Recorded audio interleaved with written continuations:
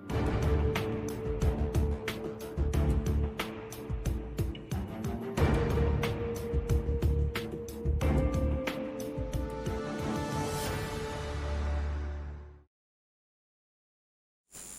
Gabon, la Cour constitutionnelle annule l'obligation d'un pass sanitaire pour accéder aux lieux publics.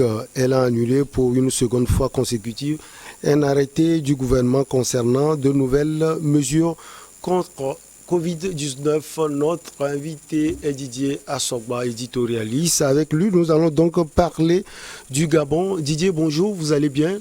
Bonjour, ça va. Alors, qu'est-ce qui a pesé dans cette décision de la Cour constitutionnelle au Gabon? Alors c'est simple, hein, il faut comprendre que dans cette logique mondiale, hein, on voulait imposer un ordre à toutes les populations du monde entier. Il y a encore de ces institutions des pays qui continuent de jouer véritablement leur rôle, rien que leur rôle se basant sur les tests fondamentaux et aussi des dispositions relatifs au respect des libertés et des droits humains. Et donc la Cour constitutionnelle du Gabon s'est basée complètement et uniquement sur les dispositions relatives au respect au respect des droits humains, des libertés publiques et des libertés fondamentales de l'homme, liberté de travailler, liberté d'avoir accès aux services publics sans conditions et sans contraintes. Donc à partir de ce moment-là, les sages de la haute cour en matière constitutionnelle au niveau du Gabon ont estimé que c'est un peu arbitraire et c'est contre toute logique et c'est en violation même des droits de l'homme que d'exiger des travailleurs et d'autres citoyens gabonais de présenter un pass sanitaire, un pass vaccinal avant d'accéder aux lieux publics. C'est d'ailleurs dans la norme des choses. Est-ce que vous pensez que la société civile a pesé véritablement dans cette décision de la Cour constitutionnelle parce qu'elle a toujours critiqué les décisions du gouvernement concernant Covid-19 au Gabon? Oui, là encore au Gabon, il y a au moins une société civile qui donne la voix, qui reste un contre-pouvoir et qui amène les autorités à comprendre qu'on ne peut pas diriger un pays en se donnant dans certains dérives. Aujourd'hui,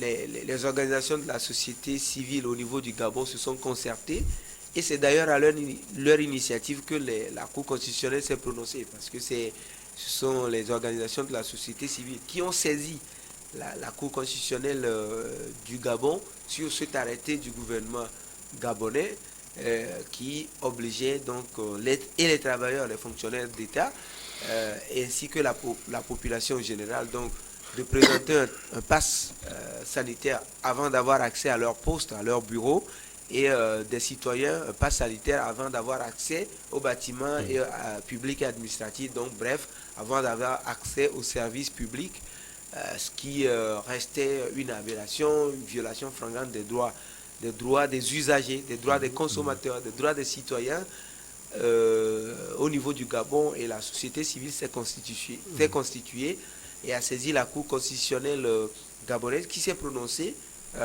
au vu des tests fondamentaux du Gabon et en estimant que cette mesure du gouvernement est arbitraire et anticonstitutionnelle. Et donc c'est clair, quand on est citoyen d'un pays et qu'on a besoin d'avoir un service public, ce service public n'est pas conditionné. Enfin, si je dois avoir ma carte nationale d'identité, l'État a l'obligation de me donner la carte nationale d'identité. Donc c'est pas quand j'aurais présenté un pass sanitaire, un pass obligatoire, qu'on m'établirait ma carte nationale d'identité ou qu'on m'autoriserait à avoir accès à un commissariat. Si on tourne ces dispositions prises un peu partout dans des pays africains et un peu ailleurs dans l'autre sens, si par exemple je contreviens à la loi de mon pays, est-ce qu'on chercherait à comprendre si je me suis fait vacciner ou si j'ai un pass sanitaire avant de venir m'arrêter et d'aller me foutre en prison. Je ne crois pas.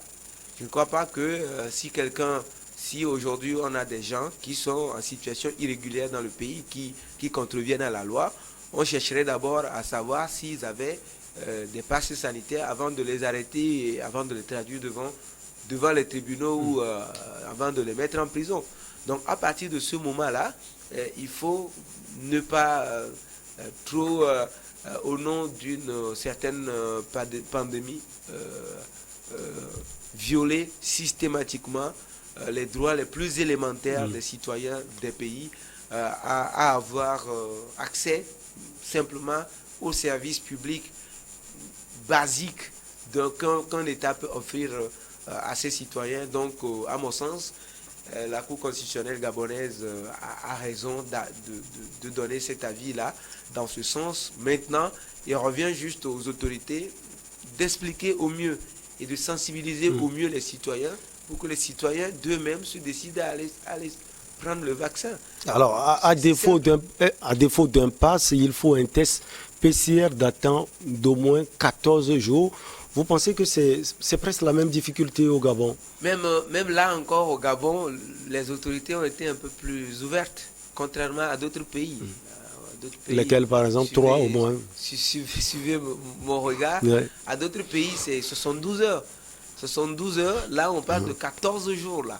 Mais la société civile a estimé que c'est encore arbitraire. Et la Cour constitutionnelle n'a pas, parce que c'est les autorités, n'a pas donné raison aux autorités. La Cour constitutionnelle valide d'ailleurs que c'est toujours arbitraire. Parce que là, le test PCR est facturé entre 20 000 et 50 000.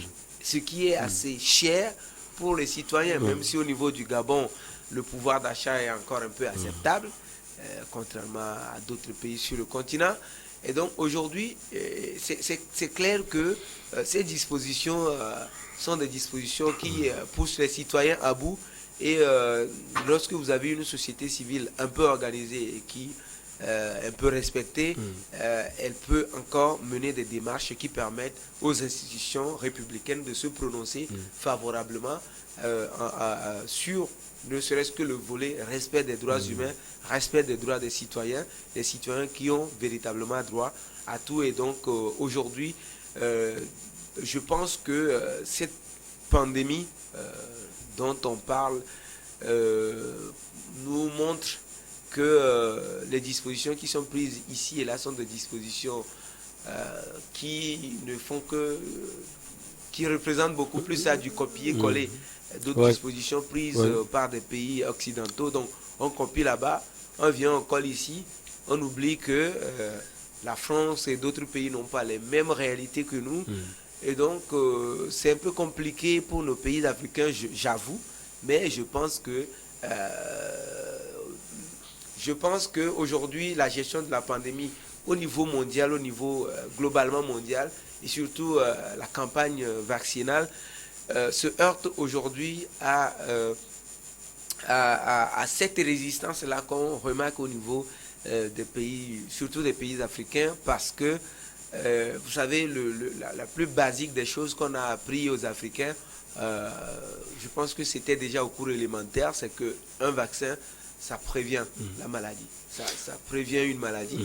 Mais aujourd'hui, vous avez même les milieux scientifiques et c'est mondialement admis aujourd'hui que vous prenez le vaccin, vous continuez à faire la maladie, vous continuez à transmettre la maladie. Donc le vaccin, surtout concernant Covid-19.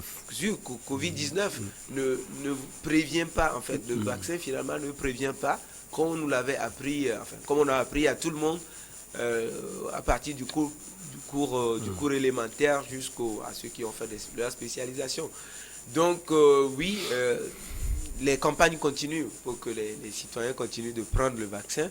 Et j'ai vu des gens qui ont été anti-vaccins au départ, mais qui ont fini par, au fur et à mesure que les campagnes et les explications sont données, qui ont fini par accepter, par prendre le vaccin. Donc je pense que au lieu de prendre des dispositions arbitraires qui violent les droits fondamentaux des citoyens, il vaudrait mieux pour les pouvoirs publics de chaque pays de continuer dans la sensibilisation pour que des gens se décident à prendre le vaccin en leur âme et conscience et en toute responsabilité. À partir de ce moment-là, la campagne vaccinale irait de plus belle. Alors, donc, on parlait de la société civile, Didier Assogba. Pour elle, l'arrêté viole les libertés fondamentales et elle a promis de continuer la lutte. Est-ce que vous pensez qu'elle va mener ce combat et elle sera entendue sans doute? Ben oui, si nous avons encore des institutions qui sont du moins fortes sur le continent, comme au Gabon, comme ailleurs, comme dans tous les autres pays, je pense que le combat de la société civile gabonaise peut se faire entendre.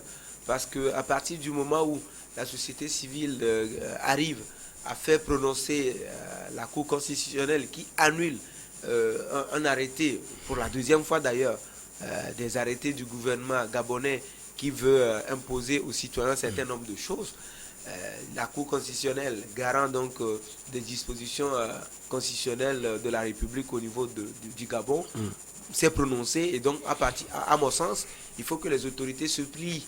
Puisque la Cour a annulé, il faut que les autorités se plient.